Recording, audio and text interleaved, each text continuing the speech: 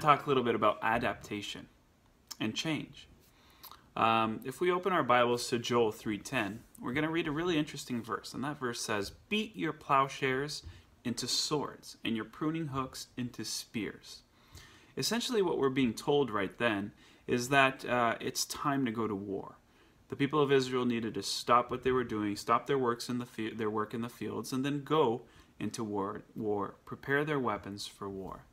It was a time that required them to adapt, using their different gifts, their possessions, and their abilities, and focus on something different. So that's what Joel 3:10 is calling the people of Israel to look at, changing into a war mode. But that time doesn't last forever. It's time to end war as well. But that doesn't mean that we need to stop. What we're going to see is that in the Bible as well, in Isaiah 2:4 and Micah 4:3, we see two different examples of the same verse being inverted. So if we read those verses, what they say is, they will beat their swords into plowshares and their spears into pruning hooks. So here's the opposite that's being told to the people of Israel. There's going to be a time when war ends, and you're going to need to get your weapons of war, your swords, and you're going to beat them back into plowshares.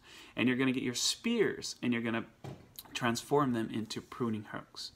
So there's a time to change. There's a time that they needed to stop focusing on war and to cultivate. Time to tend to the harvest.